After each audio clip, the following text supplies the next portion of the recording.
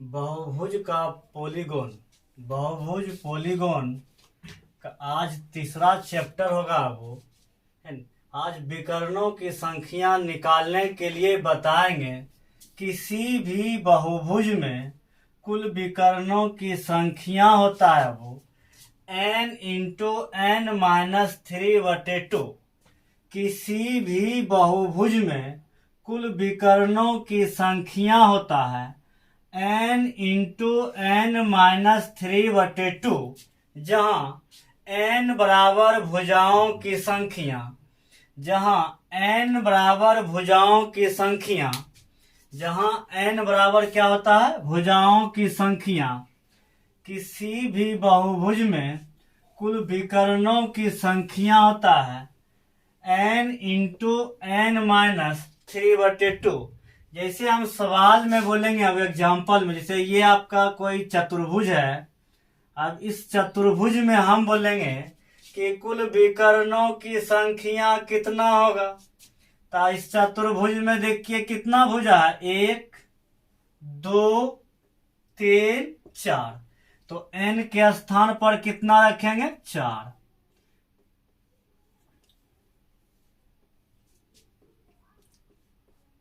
अब देखिए 4 में से 3 घटाएंगे तो कितना होगा, 1/2। अब 2 से काटेंगे तो क्या होगा, 2। तो चतुर्भुज में विकर्णों की संख्या कितना होगा, 2। चतुर्भुज में विकर्णों की संख्या कितना होगा, 2। अब पंचभुज लेते हैं। हम बोलेंगे पंचभुज में कुल विकर्णों की संख्या कितना है। पंचभुज में कुल विकर्णों की संख्या कितना है। अब देखिए कितना, 1 भुजा, 2 भुजा, 3 भुजा, 4 भुजा, 5 भुजा। तो पंचभुज में कुल विकर्णों की संख्या कितना है। तो n के स्थान पर कितना होगा, 5। 5 माइनस 3/2। अब 5 गुना, अब 5 में से 3 घटाएंगे तो कितना होगा, 2। अब 2 से 2 कैंसिल, अब कितना बच गया, 5। यानी पंचभुज में विकर्णों की संख्या कितना होता है, 5। अब देखिए इसका एक परिभाषा था। जैसे षष्ठभुज है वो, अब षष्ठभुज में हम बोलेंगे कि विकर्णों की संख्या कितना होगा।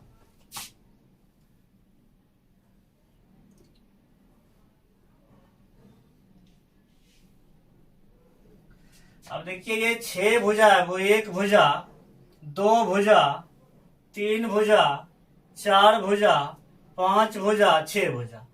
अब षष्ठभुज में कुल विकर्णों की संख्या कितना होगा। तो n का मान कितना, 6।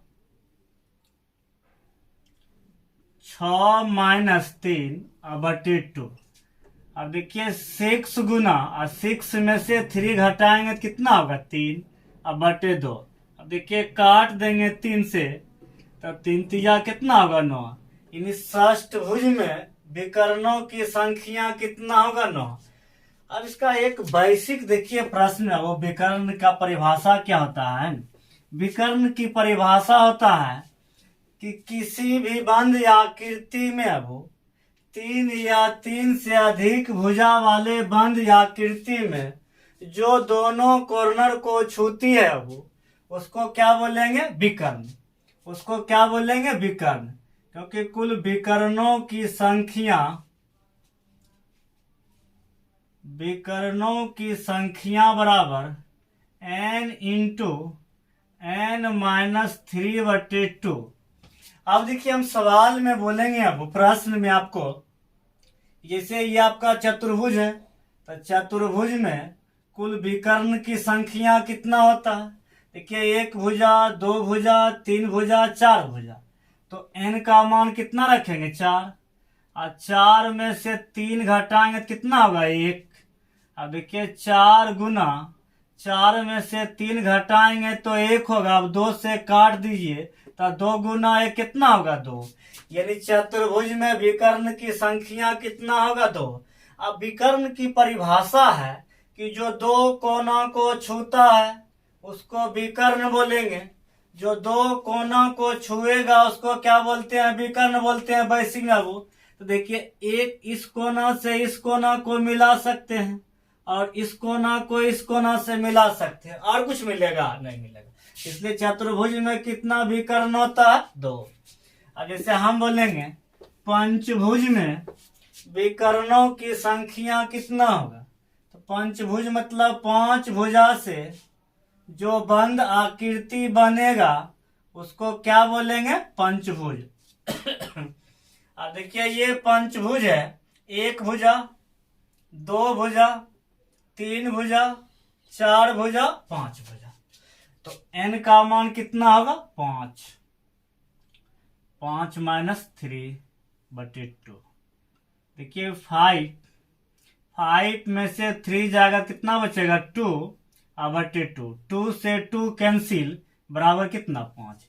यानी पंचभुज में कुल विकर्णों की संख्या कितना होगा? 5। और विकर्ण की परिभाषा हम बताए थे। अब यदि आपको फॉर्मूला भूल जाइएगा तो हम आपको विकर्ण की परिभाषा बताए थे। जो 2 कॉर्नर को छूता है उसको क्या बोलेंगे? विकर्ण। जो 2 कोना को छूता है उसको क्या बोलेंगे? विकर्ण। जैसे देखिए यहां से ये 2 कोना को छू रहा है तो 1 विकर्ण हो गया। यहाँ पर भी देखिए दोनों कोना को छू रहा है तो 2 विकर्ण हो गया। यहाँ पर भी देखिए दोनों कोना को मिला दिए, 3 विकर्ण हो गया। अब देखिए इस कोना से मिला दीजिए, 4 विकर्ण हो गया। इसको इस कोना से मिला दीजिए, 5 विकर्ण हो गया। नहीं, 1 विकर्ण, 2 विकर्ण, 3 विकर्ण, 4 विकर्ण, 5 विकर्ण। और कोई कोना से मिलेगा? नहीं मिलेगा। तो पंचभुज में टोटल विकर्ण की संख्या कितना होगा? 5। पंचभुज में टोटल विकर्ण की संख्या कितना होगा? 5। हम बोलेंगे अब अगला प्रश्न है कि षष्ठभुज में कुल विकर्णों की संख्या कितना होगा? षष्ठ मतलब 6 भुजा वाले बंद आकृति में कुल विकर्णों की संख्या कितना होगा?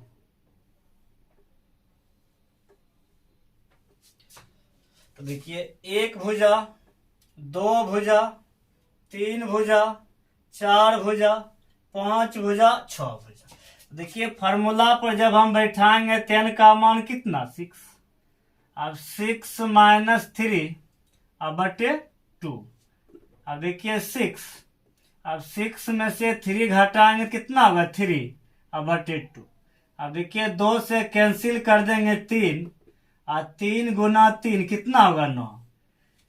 यानी षष्ठभुज में कुल विकर्णों की संख्या कितना होगा? 9।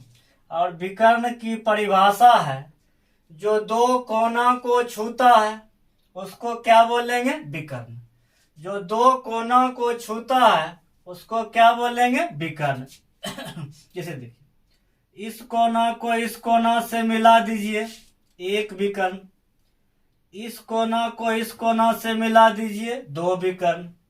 इस कोना को इस कोना से मिला दीजिए, 3 विकर्ण। इस कोना को इस कोना से मिला दीजिए, 4 विकर्ण। इस कोना को इस कोना से मिला दीजिए, 5 विकर्ण। इस कोना को इस कोना से मिला दीजिए, 6 विकर्ण। अब देखिए अब ये बना दीजिए 6, 1 इस कोना से मिला दीजिए, 7 विकर्ण। इस कोना से मिला दीजिए, 8 विकर्ण। तो 8 गो एगो। अब देखिए इस कोना से मिलाए वो, और एक देखिए ये कोना को मिला दीजिए तो कितना हो जाएगा? वो टोटल 9 विकर्ण हो गया। जो 2 कॉर्नर को छूने वाली रेखा हो उसको क्या बोलेंगे? विकर्ण। इसे देखिए इस कोना से दोनों कोना को मिला दिए, 1 विकर्ण। यहाँ भी इस कोना को मिला दिए, 2 विकर्ण। यहाँ पर भी मिला दिए, 3 विकर्ण। ये भी आपका 4 विकर्ण। ये भी देखिए 5 विकर्ण। ये भी आपका 6 विकर्ण। ये देखिए आपका 7 विकर्ण। और ये आपका देखिए 8 विकर्ण। ये आपका कितना हो गया? 9 विकर्ण। तो टोटल विकर्णों की संख्या कितना हो गया? 9। अब देखिए सवाल में अब आपको फार्मूला से याद रखना, जैसे हम बोलेंगे 20 भुजा वाला बंद आकृति में कुल विकर्णों की संख्या कितना होगा?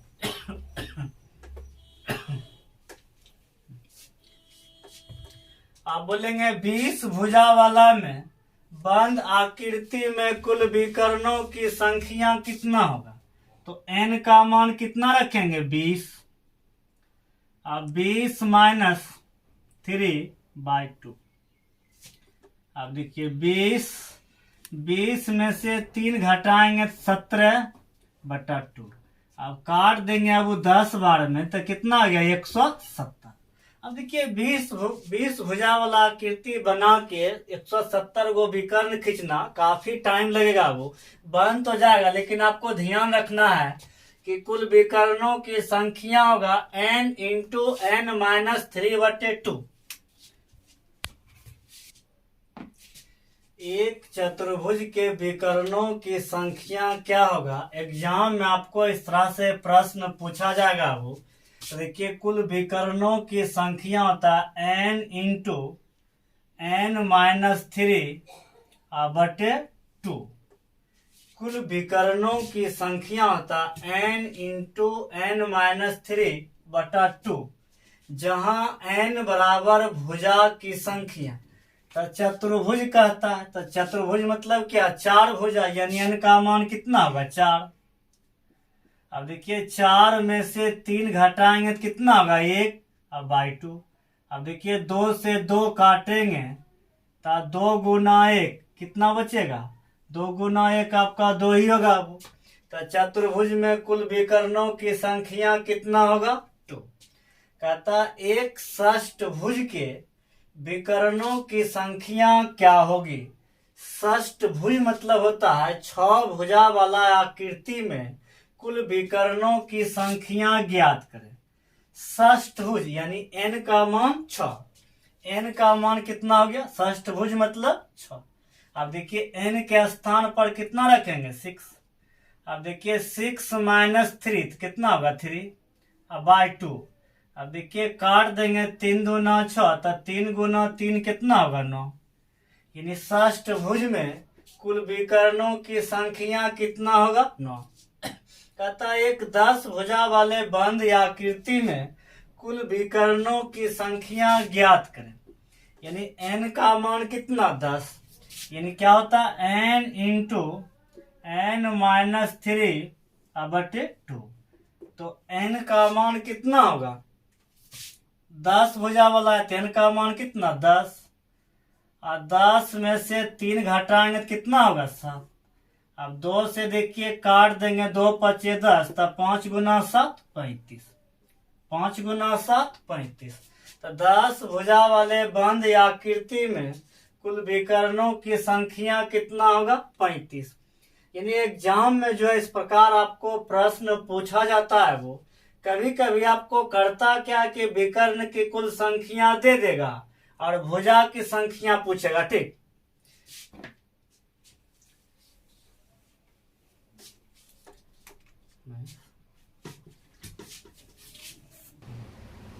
देखिए क्वेश्चन नंबर 4 है, किसी बहुभुज में 2 विकर्ण हो तो भुजाओं की संख्या ज्ञात करें। तो अब देखिए ये विकर्णों की संख्या होता है, विकर्ण की संख्या होता है n into n-3/2। n into n-3/2। अब इस प्रश्न में जो है आपको विकर्ण की संख्या ही दे दिया है और आपको भुजा की संख्या पूछता है, यानी n का मान पूछता है।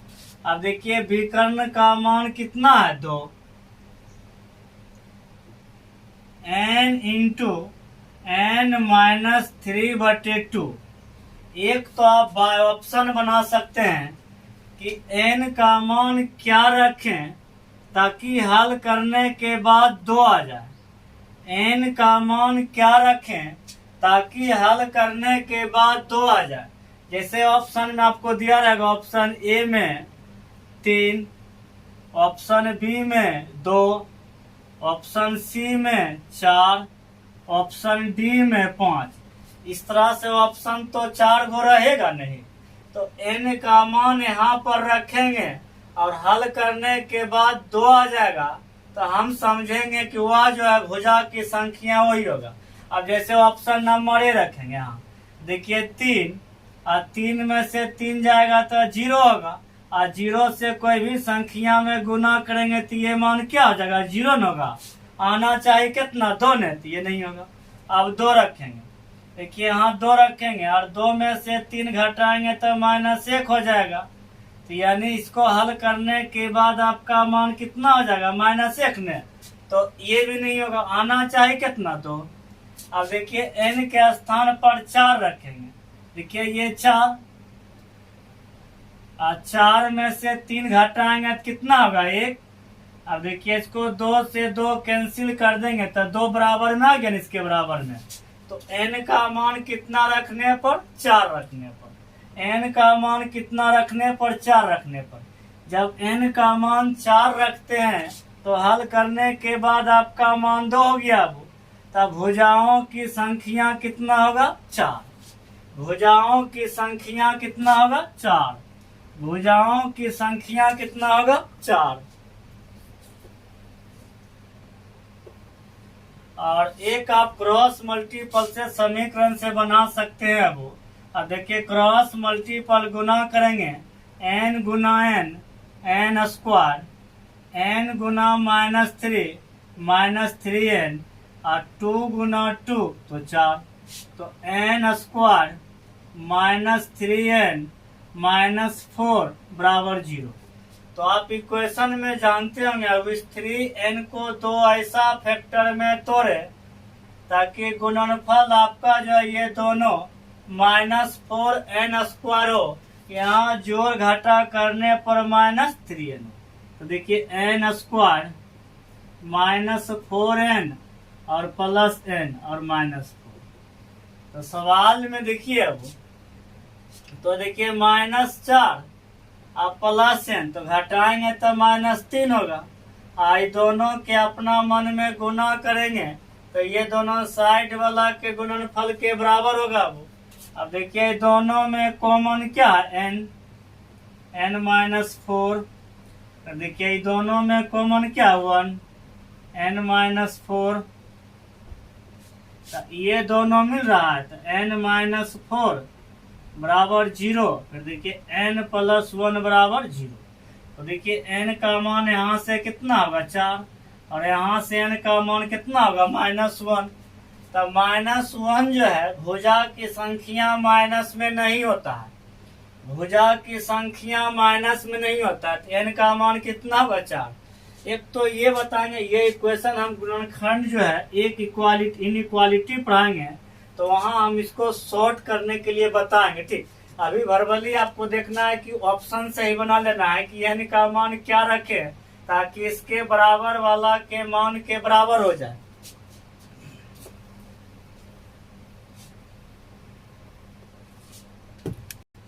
क्वेश्चन नंबर 5, किसी बहुभुज में विकर्ण की संख्या 9 हो तो भुजाओं की संख्या ज्ञात करें। इस प्रश्न में देखिए विकर्ण की संख्या दे दिया गया है, 9 है, n इंटू n-3/2। अब देखिए ये आपका ऑप्शन में जैसे रहेगा, ऑप्शन ए में 2, ऑप्शन बी में 4, ऑप्शन सी में 5, ऑप्शन डी में 6। तो अब इसमें से चारों ऑप्शन में कोई न कोई n का मान होगा। अब यहाँ n का मान रखेंगे तो हल करने के बाद मेरा मान कितना होना चाहिए, 9, तब वह भुजा की संख्या होगा। अब यहाँ पर हम 2 रखेंगे, फिर देखिए 2 में से -3 घटाएंगे कितना होगा, -1। अब इसको हल करेंगे तो ये कितना गया, -1 ना गया, आना चाहिए कितना, 1। तो ये नहीं होगा।